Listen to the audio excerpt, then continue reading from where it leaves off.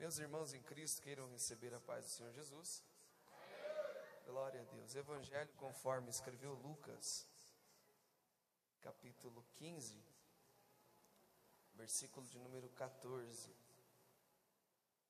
Evangelho conforme escreveu Lucas, capítulo 15, verso de número 14. Amém? Vocês estão felizes com Jesus? Glória a Deus. Prazer retornar a essa casa. Que Deus abençoe a vida do bispo Josuel, a sua esposa, a bispa Josi. A última vez eu tive dificuldade para falar o nome da senhora. Hoje eu ensaiei o dia todo para não errar. Que Deus abençoe vocês. A minha oração, bispo, é que Deus acrescente os vossos dias, os vossos anos nessa terra, e que assim o Senhor possa abençoar, prosperar toda a igreja pentecostal chama missionária. Amém? Glória a Deus. Pastor Lucas Omena, Deus te abençoe também poderosamente, juntamente com a sua família. Esteve conosco ontem lá, bispo, representando o Senhor.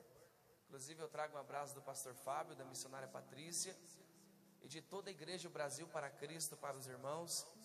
Amém? Glória a Deus.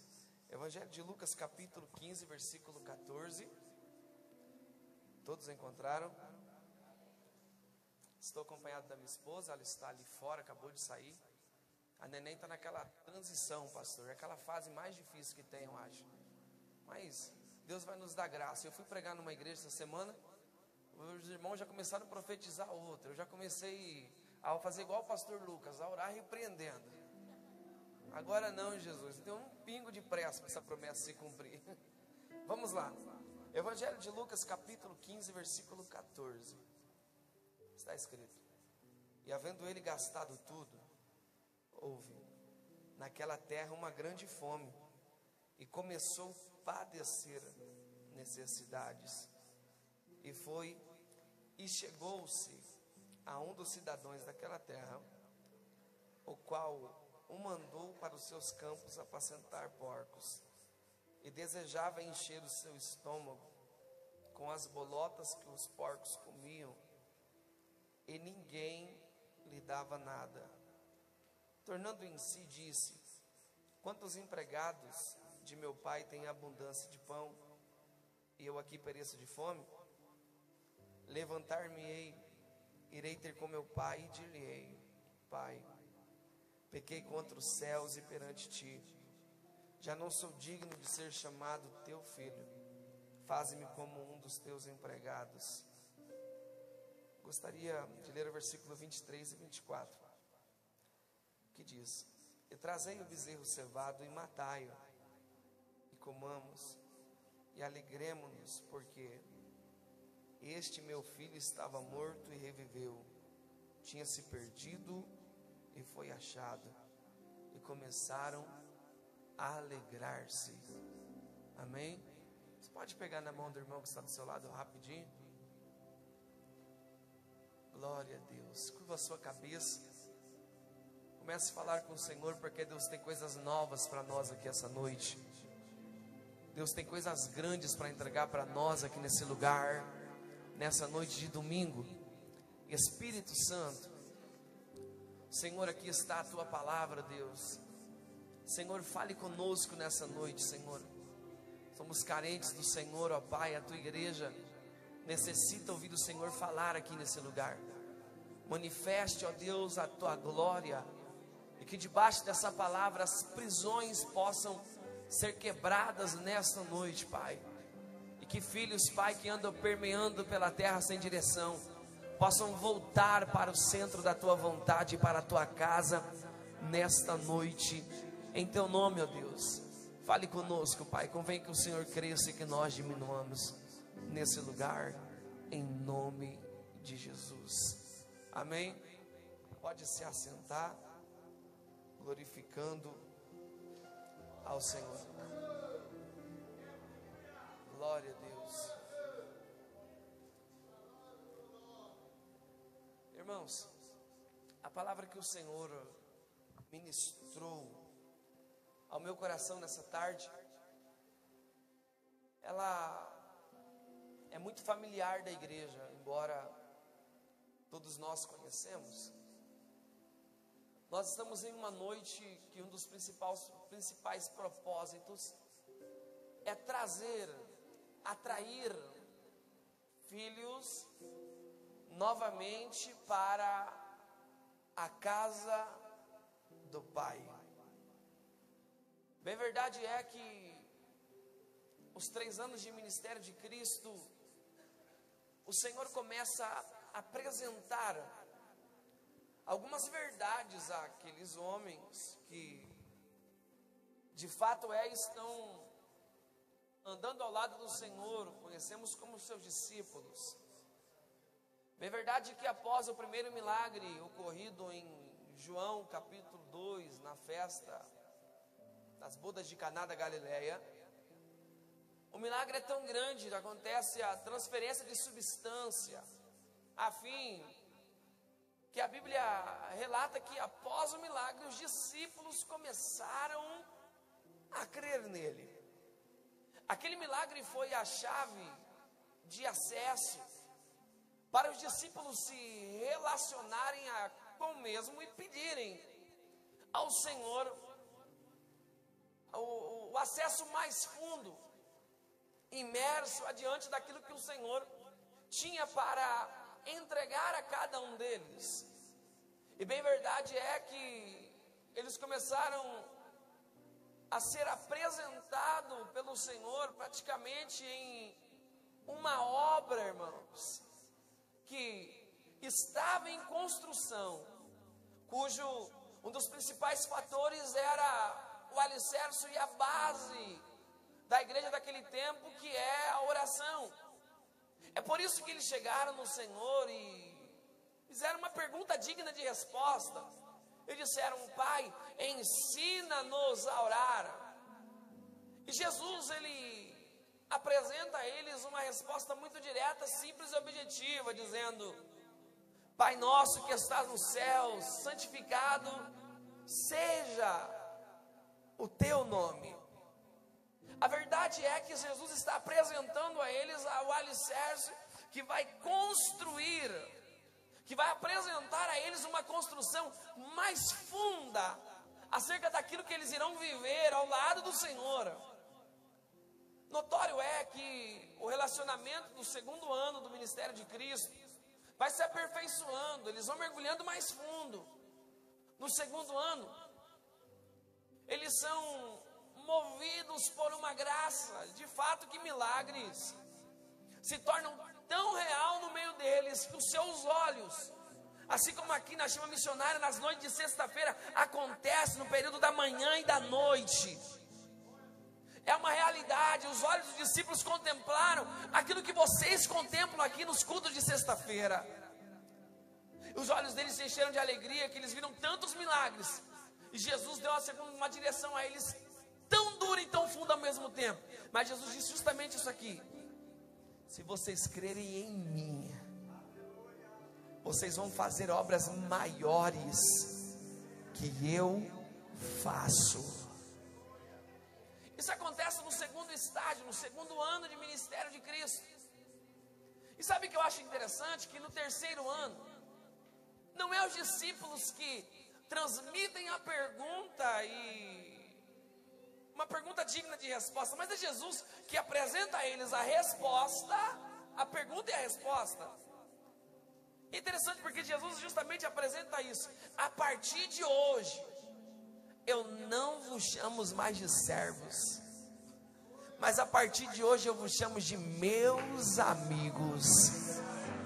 Irmãos, eles se relacionaram tanto com Jesus, se relacionaram tanto com a base, com a oração, que a obra começou a ser construída ao nível de uma amizade relativa, relacionada, funda. Eles se tornaram amigos particulares de Jesus. E quando eu falo de amigos particulares, eu não falo de pessoas que você conta os seus segredos e amanhã está espalhados nos grupos de fofoca, está espalhado na página do Fuxico Gospel. Quando eu falo de amigos, eu falo de amigos de Jesus. Será que tem algum amigo dele aqui essa noite? Simples, objetivo demais. Jesus foi muito direto nessa expressão. Bispo, eu já vi pedreiros, empreiteiros abandonar, bispo, uma obra no meio do caminho. Só que Jesus não. Aquele que começou a boa obra é fiel para terminar. Você pode levantar as mãos. Eu estou pregando para uma igreja que está em construção, cujo principal dos propósitos é se relacionar com a oração, com a base. A base vai trazer crescimento e o nome do Senhor será glorificado. Você acredita nisso? Você acredita nisso em nome de Jesus? Essa obra em construção atrai milhares de pessoas. Homens de perto, homens de longe. Milhares de milagres acontecem nas multidões que Jesus passa. E bem verdade é que quem se envolve com Jesus, quem se envolve com o reino, começa a incomodar o inferno. Quem não se relaciona, quem não se envolve, para ele é normal. Só que quem se envolve com o sobrenatural, Jesus apresenta aos discípulos, às multidões que o ladeia, o sobrenatural, a fim que muitos milagres estão acontecendo. E não é surpresa para nenhum de nós que os escribas e fariseus vão começar a indagar acerca do milagre, vão indagar acerca das coisas que estão acontecendo.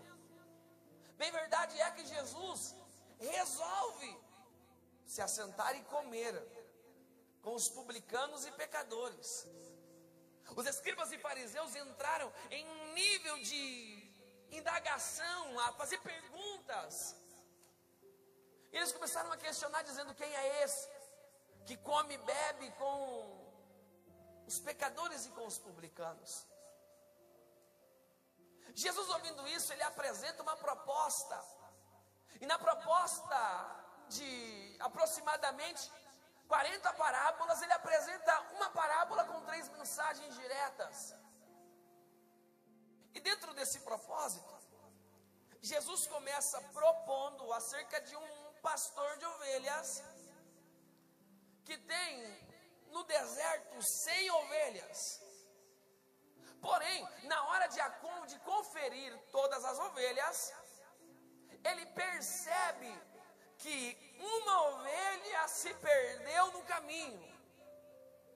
E bem verdade é que a ovelha que se perde, ela tem a origem, mas ela não tem um destino, ela não sabe voltar, ela não sabe o caminho de volta. A primeira proposta que Jesus apresenta aos escribas e fariseus, Jesus apresenta que o pastor deixa as 99 no aprisco, no deserto, e vai ao resgate da ovelha que se perdeu. Eu vim pregar para pessoas que vieram no culto hoje só com uma origem, chegaram no culto hoje completamente sem direção, sem destino. Só que o bom pastor, que dá vida por suas ovelhas, te trouxe aqui essa noite só para dizer: a partir de hoje você vai ter um destino. Irmãos, eu fui pregar em São Paulo, escuta só. Lá em São Paulo, a irmã pegou o microfone e foi contar um testemunho de uma visão que o Senhor entregou a ela. Na visão, o Senhor apresentou um molho de chaves na mão dela e chacoalhou o molho de chave. Na mão esquerda, o Senhor apresentou alguns papéis, e em cima dos papéis estava escrito Escritura. Na visão, ela viu as portas de muitas casas abertas e uma voz que dizia: as casas já estão prontas, a Escritura está nas minhas mãos, e a chave será entregue para os moradores da terra. Porém, nós temos um destino, e para tomarmos posse disso, nós precisamos desapegar da origem aonde nós estamos, para vivenciarmos o propósito de destino. Nós precisamos sair da origem, se alienar ao destino e ter certeza que aqui não é a nossa morada. Os céus está nos esperando. O Senhor vem buscar a sua igreja. Ele vem buscar a sua igreja. Bem verdade é que o pastor, ele não reúne, ele não leva consigo obreiros, ajudadores do seu rebanho, à busca da ovelha que se perdeu. Porém, ele assume a sua responsabilidade e vai em busca da ovelha que se perdeu. Irmãos, eu cresci ouvindo, eu tenho 15 anos apenas que eu sirvo ao Senhor, mas eu cresci ouvindo gente dizer: se um sair do aprisco, Deus vai mandar 10. Só que cá para nós, a maior necessidade desse tempo é Deus levantar 10 para ir em busca do que se perdeu. E é sobre isso. É um tempo de salvação, é um tempo de arrebanhar. Jesus, ao apresentar essa ovelha, diz a esse relato dessa perca: o pastor, ao encontrar a ovelha que se perde, ele joga sobre os ombros, cheio de gozo, cheio de alegria. Ele decide levá-la, conduzir a ovelha até o aprisco. E sabe o que é interessante? Ao chegar ao aprisco, a Bíblia relata que tem uma festa. Todas as vezes que alguém decide sair da origem, se ligar ao destino, tem festa. Eu não sei mais para quem, mas o Senhor está conduzindo alguém aqui dizendo: vamos voltar para o caminho, porque eu vou começar uma nova história. E essa história vai começar com festa. Com festa. A segunda mensagem é algo que não é comum acontecer.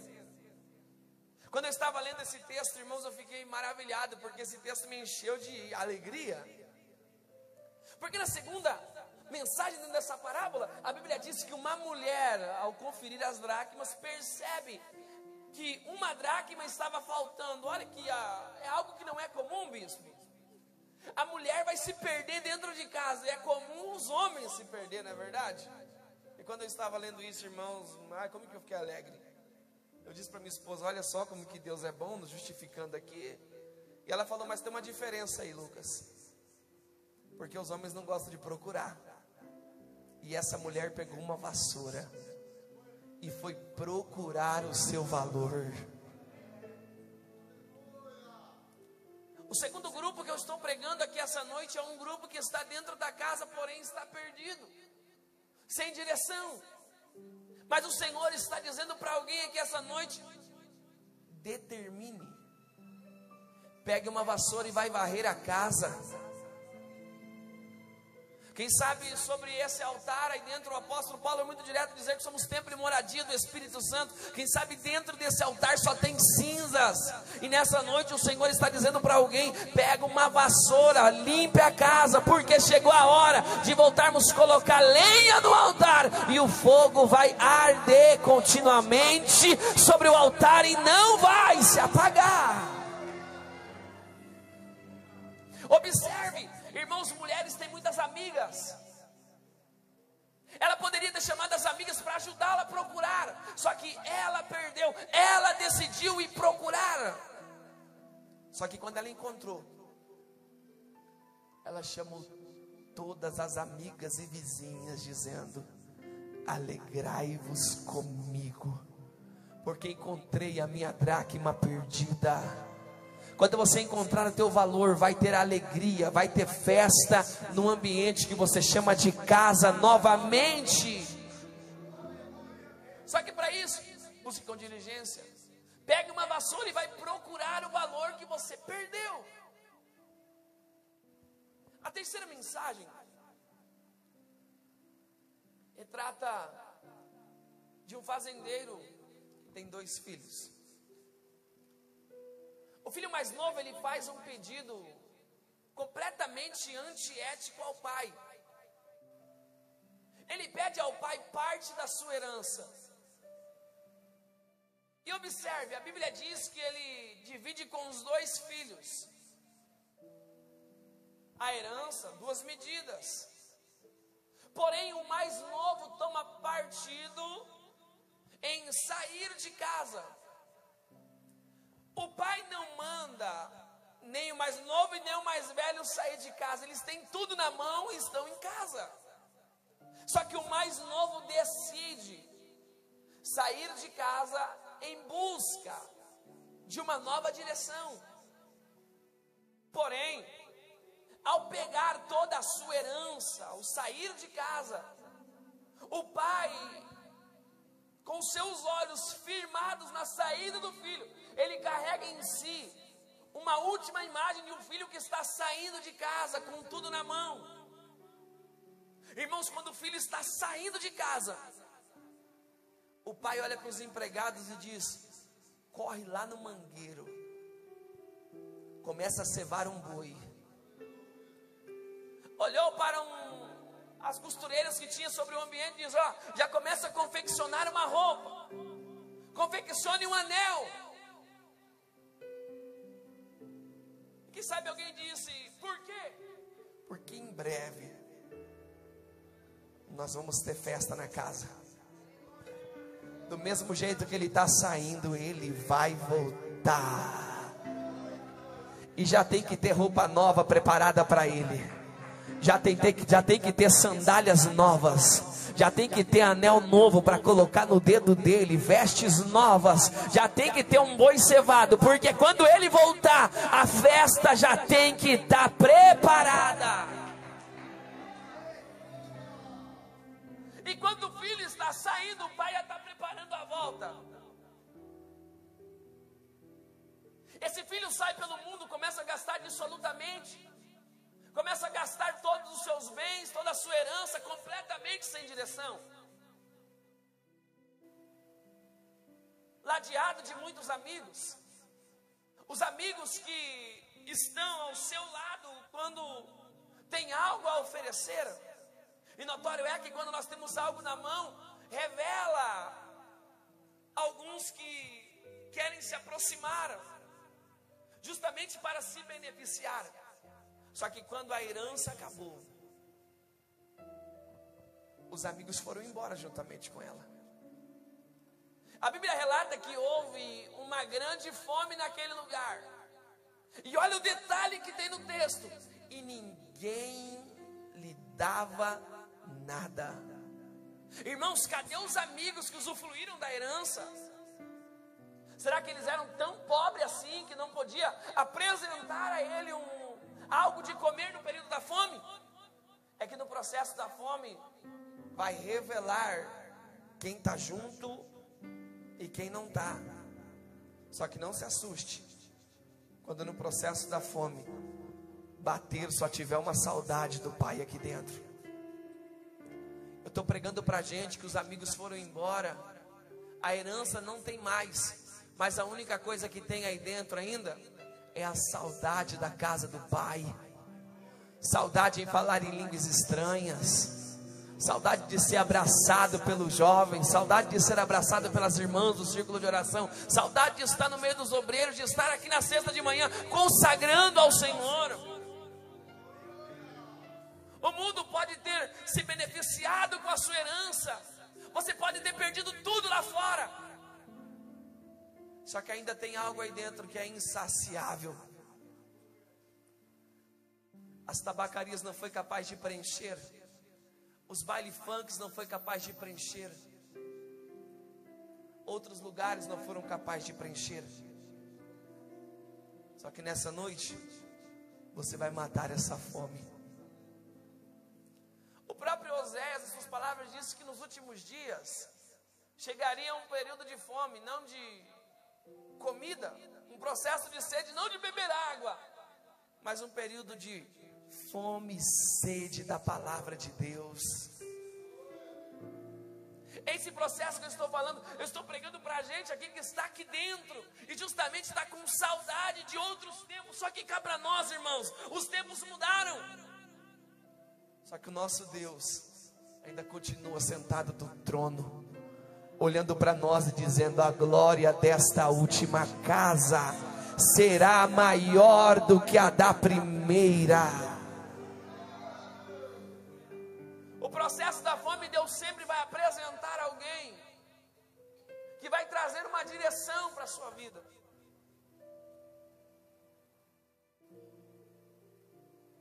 Direção não é justamente entregar de mãos beijadas.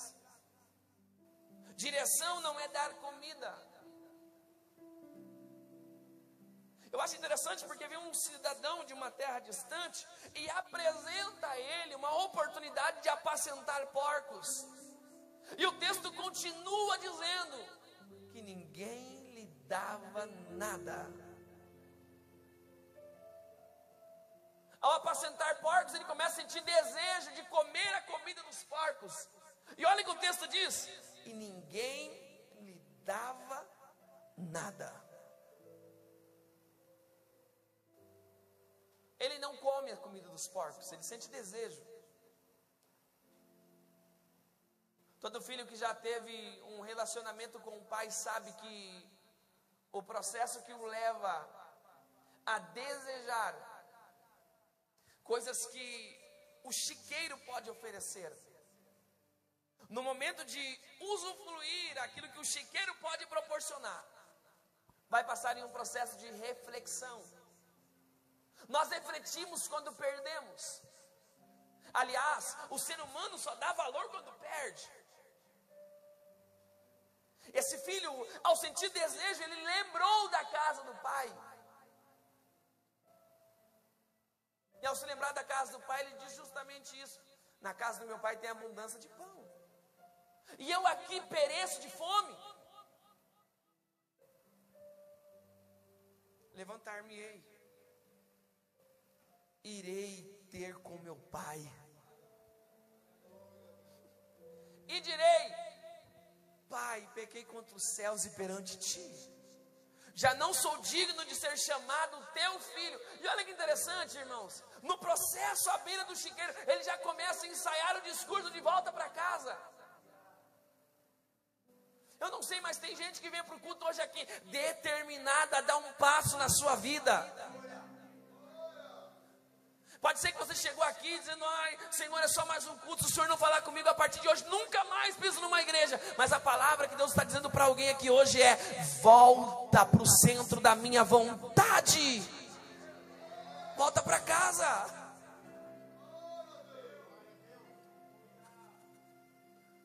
O filho decidiu se levantar e ir ter com o pai, porque ele se lembra que na casa do pai tem abundância de pão. Nem os empregados come a comida que os porcos comem, porque na casa do pai tem abundância do pão. É verdade? É que na casa do pai, aonde come um, come todos. Ele entendeu o propósito de uma paternidade nessa condição. Ele entendeu que ele é filho. E qual filho que pedir ao pai uma pedra, o pai pedir pão, o pai lhe dará uma pedra? Ele é filho. E esse filho decidiu parar de perecer. Só que para isso, ele reconheceu o seu pecado. Eu estou pregando para a gente aqui, enquanto nós estamos liberando essa palavra, já está dizendo: ah, mas se eu voltar para Jesus, eu vou ter que abandonar a minha vida no mundo. Eu vou ter que abandonar as coisas que me convêm lá fora. Alguém está dizendo: eu estou com medo. Ah, Lucas, eu vou ter que abandonar tudo isso. Só dá o primeiro passo. A maior crise de Jó, ele foi capaz de levantar a cabeça e dizer: determinando tu esse negócio ser-te firme, que a luz brilhará nos teus caminhos. Ele decidiu. Bispo, um jovem perguntou a um rabino: rabino, qual o melhor dia para entregar a minha vida para Jesus? O rabino disse para ele: ah, quando você morrer. Ele disse: rabino, mas quando morrer não tem mais jeito. Ele falou: então faça isso todos os dias, porque quando morrer não dá mais tempo. O Senhor está chamando filhos aqui que decidiram sair de casa com tudo e estão voltando para casa sem nada. Mas não é sobre os benefícios que você perdeu lá fora, é sobre a sua força de vontade de voltar para o lugar que jamais um dia você deveria ter saído. Hoje, se o diabo não sair da frente, a chama missionária vai passar por cima dele, porque filhos aqui decidiram determinar em voltar para o propósito, porque estão com saudade da casa do Pai, querem um abraço calórico do Pai, querem ser resgatados. Quando a fome bateu, ele decidiu voltar para casa. Quando a fome bateu, ele decidiu ter um encontro novamente com o Pai. Eu me lembro que houve uma fase na minha vida, na transição da adolescência para a juventude. Eu me lembro que eu falei para o meu pai: você está me impedindo o propósito de Deus na minha vida. Meu pai era meu pastor na época. Ele falou: não estou impedindo, Lucas. Deus tem a hora certa. E eu decidi sair de casa. Sabe o que meu pai falou para mim? Pode ir. O mundo lá fora vai te ensinar. Sabe o que ele falou para mim? Quando a fome bater, eu e a sua mãe estaremos aqui de braços abertos para te receber. Não segura não, pai. Não segura não, mãe. Deixa embora. Quando a fome bater, ele volta para casa. Quando quebrar a cara lá fora, volta para casa. Eu sou de uma época que os meus pais diziam que aí vai, que o mundo lá fora vai te ensinar, e você vai perceber que o melhor lugar para um filho estar é dentro da casa do pai. Esse filho, ele aprendeu essa lição. Quando ele chega, irmãos, quando ele decide voltar para a casa do pai, ele tem que passar por todos os caminhos que ele trilhou quando estava com toda a sua herança. Irmão, o caminho de volta faz nascer em nós um breve relato de um tempo, de quando nós estávamos com tudo na mão. Irmãos, ele passou por todo aquele lugar onde ele gastou tudo sem direção. E ele vai passando por aqueles caminhos, e cada ponto que ele passa, por onde ele gastou, ele se lembra, ele reconhece o seu pecado. Só que quando ele chegou na porteira da chácara, na porteira da fazenda, o pai estava de longe. O filho saiu, mas o pai continuou no mesmo lugar, com a mesma visão. A porta está aberta, e a qualquer momento ele vai entrar por ela. Ele é o meu filho. Ele é o meu filho, ele vai entrar por ela. Bem verdade é que quando ele avista o pai, a Bíblia diz que o pai é movido por uma íntima compaixão. Notório que o pai não pergunta da herança, observe. Mas o filho reconhece ao dizer ao pai acerca do seu pecado, acerca do seu erro. Mas o pai é movido por uma íntima compaixão. Íntima compaixão é se colocar no lugar do próximo. O pai se colocou no lugar do filho. E sabe qual que é a condição? A Bíblia diz que o filho veio correndo em direção ao pai, dá um beijo no seu pescoço e sussurra em alta voz: Pai, pequei contra os céus e perante ti, já não sou digno de ser chamado teu filho. Irmão, você imagina o processo sensível que eles estão vivendo? Foi um chororô naquele dia. Imagina o filho de joelho e o pai levantando ele e dizendo: se levanta, filho.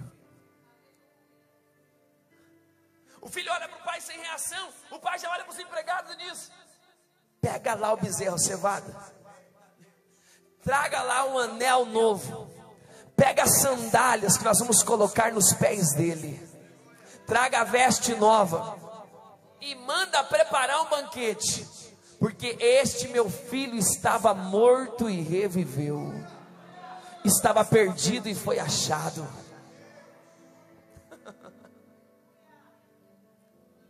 O ambiente fica completamente de festa. A Bíblia diz que o filho mais velho, ao ouvir o som de festa, ao ouvir o barulho todo, pergunta dos empregados: o que está acontecendo? E um dos empregados diz: é o teu pai, que está dando uma festa ao teu irmão que estava perdido. O filho mais velho vai ter um particular com o pai, dizendo: ô pai, eu estou com o Senhor todos esses anos. Não peco contra o Senhor, nem contra os mandamentos, os seus princípios. Para que fazer uma festa para isso aí? Eu estou com o Senhor todo esse tempo e nunca me deste um cordeiro para comer com os meus amigos. Irmãos, vamos usar um pouquinho a mente aqui. O filho mais velho, ele está na casa do pai, tem uma herança nas mãos, ele tem condição de fazer uma festa, não é verdade? Só que o filho mais velho é retrato de um egoísmo humano. O filho mais velho representa os escribas e fariseus. O filho mais novo representa os publicanos e pecadores. Há uma teoria que diz que o filho mais novo não volta para a casa do pai com medo de olhar de condenação dos filhos mais velhos. E cá para nós, isto é uma verdadeira mentira. Porque o filho mais velho que está disposto a voltar para a casa do pai, ele não tem tempo para olhar os olhos que o cercam, as vozes que o ladeiam, mas ele faz aquilo conforme o apóstolo Paulo disse: prossigo para o alvo, e o alvo é Cristo. Ah, mas vão me olhar com outros olhares, vão falar de mim. Irmãos, não é feio voltar para Jesus, feio é permanecer da forma que está. Não é feio pecar, feio é permanecer no pecado. E o Senhor está dizendo para alguém aqui hoje: eu estou te dando mais uma oportunidade. É como se o Senhor estivesse fechando a sepultura mais uma vez, dizendo: eu vou te dar vida, e o meu nome será glorificado. Deus está te dando mais uma oportunidade hoje. Então, por gentileza, curva a sua cabeça rapidinho, se coloca de pé.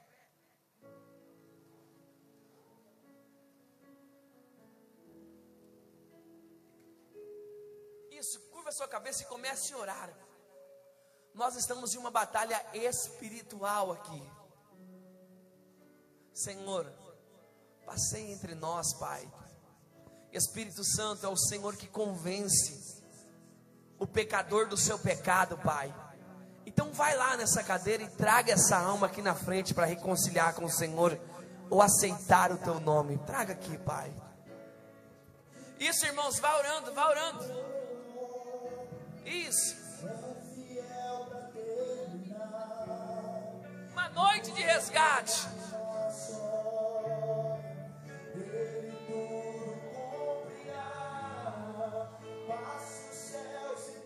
Uracalabará sandarai. Isso. Vem. Vem, o Senhor está te chamando hoje. Saia do teu lugar. Você que precisa reconciliar com Deus, aceitar a Jesus, venha correndo aqui na frente. O Senhor quer mudar completamente o quadro da tua história.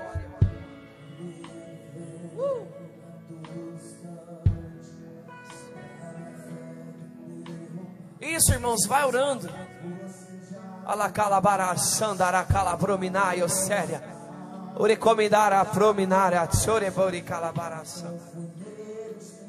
Oh, aleluia, Deus. Vem.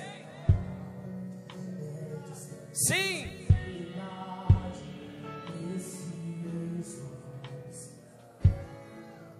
Venha.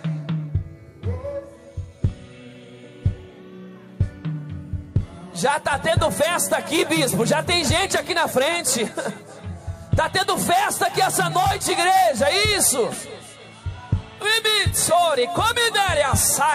Há uma glória nesse lugar. Recebe mesmo, recebe.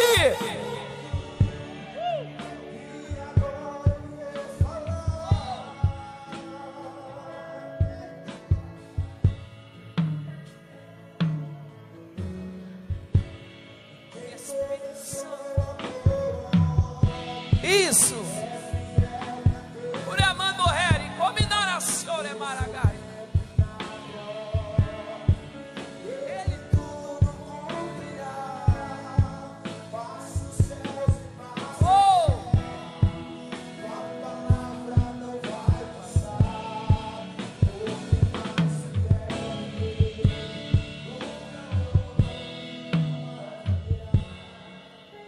Isso, vai orando, igreja. Nós estamos em uma batalha espiritual. Senhor, vai nessa cadeira, Pai. Toda barreira começa a se desfazer agora. Venha, filho, os céus estão te chamando essa noite. Pega, vem, vem, vem, vem, vem. Oh,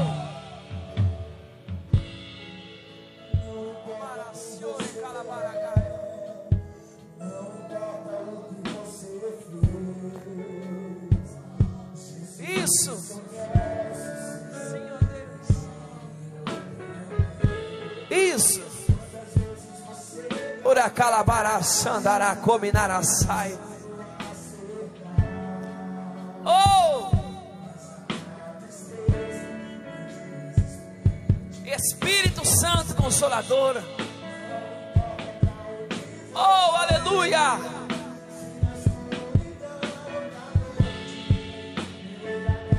Glória a Deus, Pai. Glória a Deus. Oh!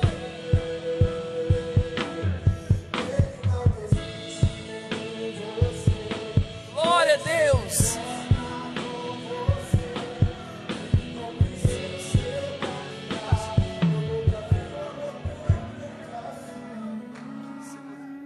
Eu gostaria de chamar os jovens aqui na frente, rapidinho. Vem correndo aqui.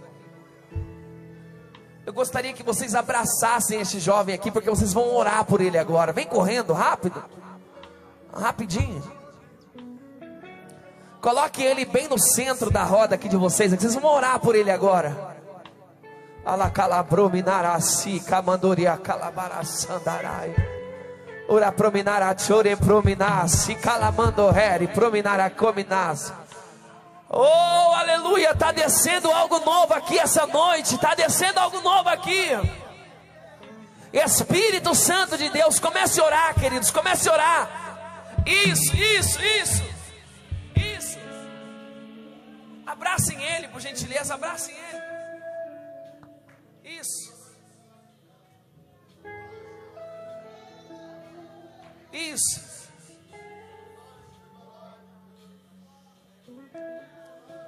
Isso, jovens, comecem a orar agora, por gentileza, comecem a orar.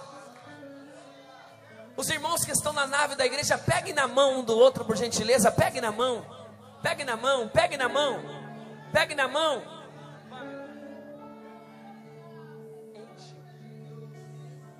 Isso, isso, pega na mão do irmão que está do seu lado, isso, isso.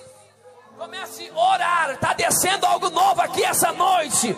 Está descendo algo novo aqui essa noite.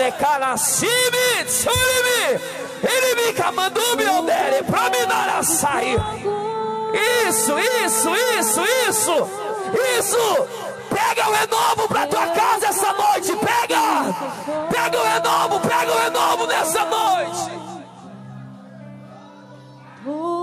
Isso. Isso.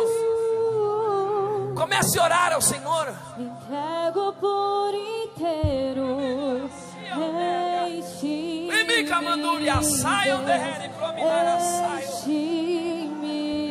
Isso, vai recebendo.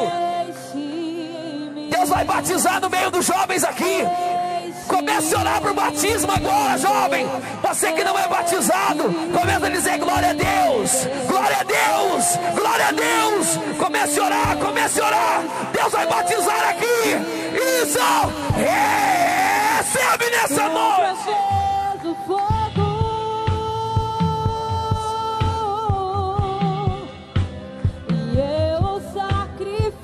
Isso, vai recebendo. Tu proveu Espírito, me entrego por inteiro. Você pode levantar a voz, cante isso. Isso, isso, isso. Isso, levante a voz, canta.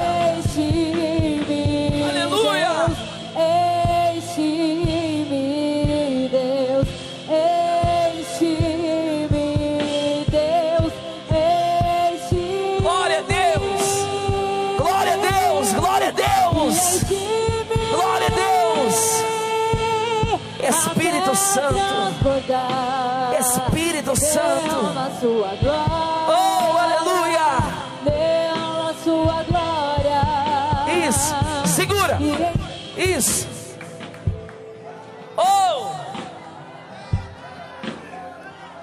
aleluia, recebe mesmo, recebe mesmo.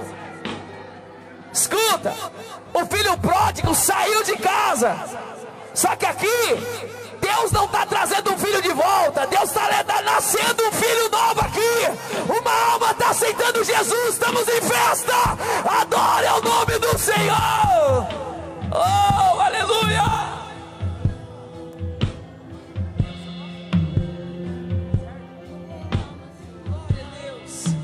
Glória a Deus, glória a Deus.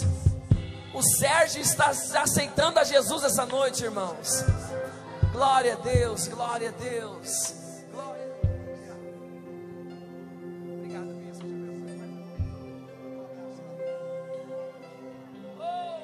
Com as mãos levantadas para os céus. Este moço aqui ficou 7 dias hospitalizado, né? Quanto? 9 dias. Saiu ontem, sexta. Todos os dias eu falava com ele. E ele dizia, ele é um jovem. Ele dizia, bispo, saindo daqui eu vou pegar firme. Saindo daqui eu quero sair desta cama. Era um ex-traficante. Era um perdido na vida, e Deus então falou, tu vai para o leito, mas eu quero você no meio dos meus. Oh, levante a mão. O Senhor já está visitando a sua igreja nesta noite. A igreja agora vai fazer a oração pela mocidade. Os nossos jovens precisam das nossas orações. É tão difícil ser jovem nos dias de hoje. O mundo aí fora oferece tantas coisas. E para o jovem estar na casa de Deus, você não imagina o desafio, cada leão que ele tem que matar todos os dias. As tentações vêm, os meninos, as meninas, mas o Senhor Deus tem guardado esses jovens.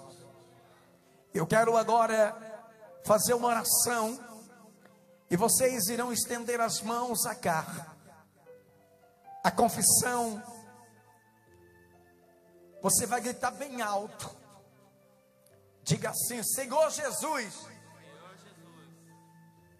eu reconheço o Senhor como único Salvador da minha alma. A partir de hoje, eu te seguirei. Perdoa os meus pecados. Escreve o meu nome lá nos céus, no livro da vida. A partir de hoje, eu sou um crente. Eu sou crente. Ah, não ri não, fala, aleluia. Ele riu, mas foi de alegria, não é verdade? Porque o mundo aí fora vai dizer, ei crentinho, deixou a gente. Aí você vai dizer assim, você vai zombar de mim, eu quero ver no último dia, em que eu estarei diante do Todo-Poderoso e eu ver você passar. Aí é que nós iremos ver o que é zombar do crente. Levante as mãos para cá. Vamos orar. Senhor nosso Deus e nosso Pai, nós te agradecemos por este culto. Nós bendizemos o teu nome, Senhor Deus, por este culto. Esses jovens que estão aqui, meu Deus, que já venceram tantas lutas, tantas batalhas, e agora, meu Deus, esta alma que se entrega a ti, Pai, fortalece cada jovem, cada filho, cada filha, cada valente. Pai querido, não deixe eles caírem não, meu Pai. Segura nas suas mãos. Segura nas suas mãos. Em nome de Jesus. Em nome de Jesus. Em nome de Jesus. Jovens, levante a mão assim para o céu. Isto, juventude, levante a mão. Aí na igreja também, levante a mão e diga assim: Senhor Jesus, eu creio que o Senhor me escolheu para este momento em que a sua igreja está vivendo. É o momento que o Senhor me escolheu